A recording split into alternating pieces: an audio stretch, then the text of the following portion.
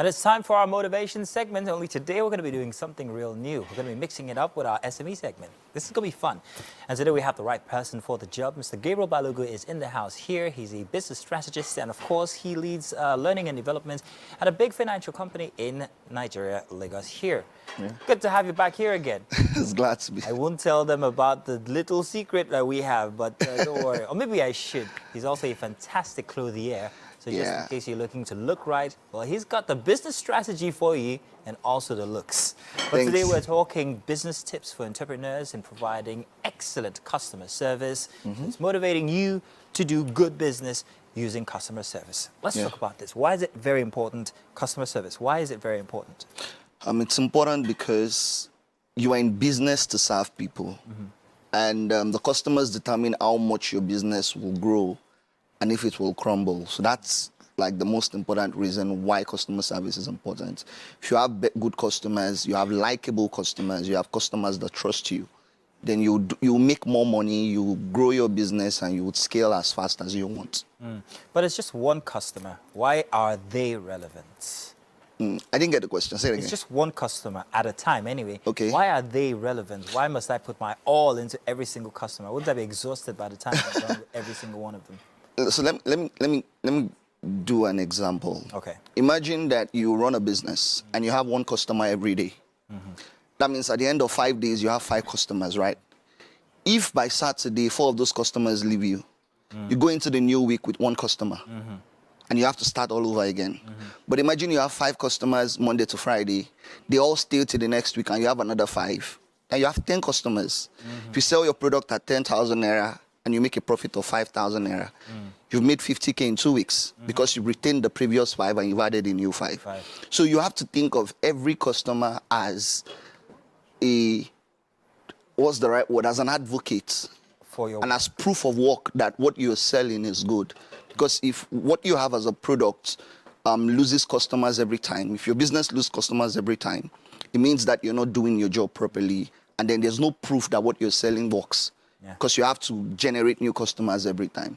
But that one customer can bring 5 new customers by themselves alone. So I was going to let you run through the tips that you have for entrepreneurs. But a follow-up question to what you have just said. When do I know when to call it quits? As a small business, I know I cannot service the entire world. So when do I know when to stop being a good service provider? I'm sorry, no, that's not what you need to do. When do I know when to perhaps maybe pull back because I can't service more than a certain number of customers? So I think that... And how do I communicate that to my new customers or old customers? So this is where processes come in. You need to build a system that manages your customers as your business scale.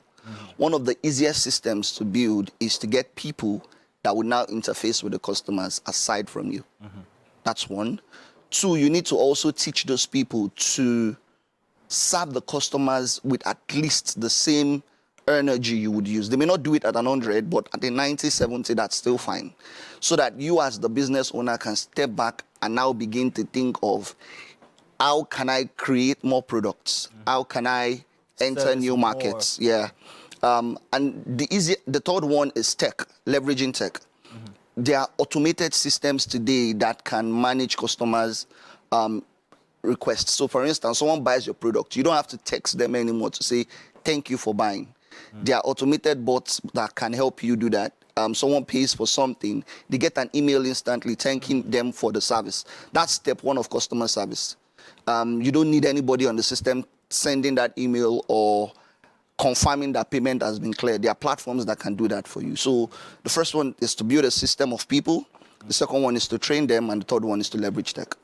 Okay. So what other tips do you have for these small businesses regarding customer care? All right. So I built something in my head when I was coming. And usually the biggest problem in customer service is dealing with difficult customers.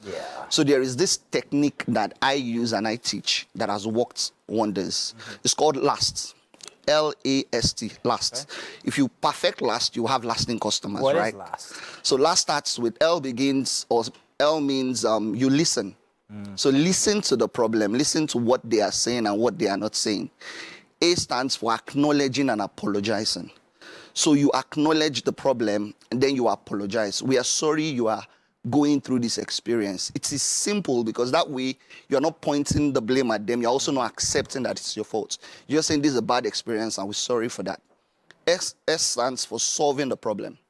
So the moment you've listened, you've acknowledged, you've apologized, you need to solve it, fix it.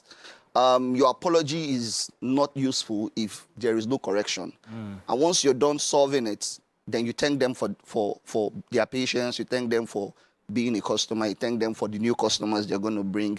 And if you do that consistently, every customer that comes to you with a concern will feel heard because you have walked them through a process. And then there's one final thing I like to add, which is keep them in the loop. If you're between S and T, sometimes it could be 6 months, it could be 3 months, it could be 2 weeks, it could be 1 week. You have to ensure that you're checking up. A simple text here and there, we're thinking about you, we've not done this yet, but we're working on it. Oh, I apologize that this is taking longer, but we are working on it and we'll get it fixed. There's nobody you take through that process that would not feel like this person cares about me, this business cares about me. And if you do that consistently, you will just watch your business grow, because then they can go and tell another person that they may mess up, which is fine, they're humans, but they would follow up to ensure that whatever it is that is wrong will be fixed. Wow, that's a very interesting one. Last, I'm going to put that in my list for today because I think it's something everybody needs to. Yes. Can you repeat that again? Listen, acknowledge, and apologize. Then solve the problem. Solve the problem, and then thank them. Yes. That's a takeaway for today, and I'm hoping that anybody out there who's listening, that's a very easy anagram to actually remember. Last is, you just perfect last, and you have lasting customers. Lasting relationships. Lasting anything. Oh, that's fantastic. So businesses are different in terms of the kind of services that they put out there. Some services are tangible, some others are not. If I have a business where I have no contact, absolutely no contact with my clients, it's very different, the communication that I would have to give to clients that I meet on a face-to-face basis. Yes. So what different approaches could you give for businesses that have these two different MOs? So I think that would cut across both businesses is a good product. A good product. A good product requires less customer service shenanigans, right?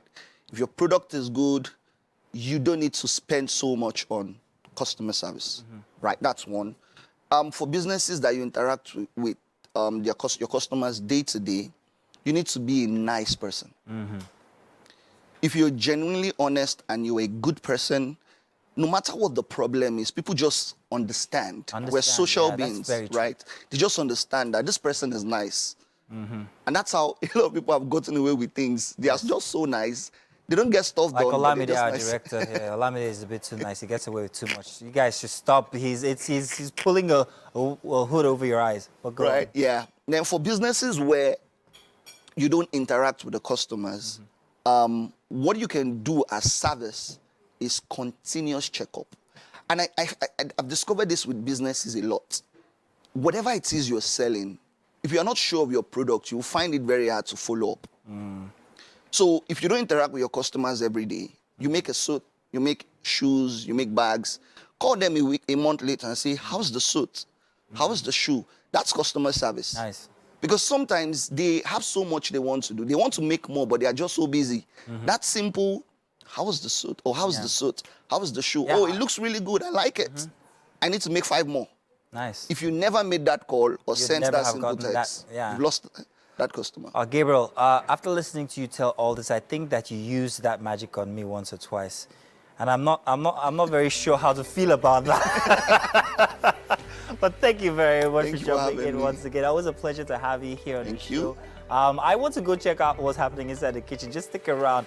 Let's take a short break with a fact finder. When we get back, I'll be telling you guys what it's like inside of the Wake Up Nigeria kitchen. Hey, welcome back into the Wake Up Nigeria kitchen. Sadly, it's about that time where we have to go. But before we do that, remember we had Chef Fumi Lade in the kitchen. And of course, we have Mr. Gabriel now in the kitchen as well. Mr. Gabriel, we have breakfast for you. We'd like for you to try it out and tell us exactly what you think about it. All right, so Chef, tell us what exactly he's about to try out. Go ahead. Okay, yes. This is yam porridge with potato, then diced chicken in tomato sauce. That actually looks like fried egg. It does. Yes, it does. I actually thought it was. If I hadn't heard that it was fish, I would No, have. it's chicken. It's chicken. It's chicken. Wow. Try the chicken now. It's Tell us what you tricky. think. But it smells good though. Okay. Smart one. Is it good? You wanna employ last here? No, it's nice. Yeah, thank you. Guys. Thank you. And that's all we definitely needed to hear. And thanks to everyone that joined us and stayed with us to this very moment. It's been an amazing Monday show. We'll be here same time, same station tomorrow, Tuesday. So keep it locked right here. Bye. Bye.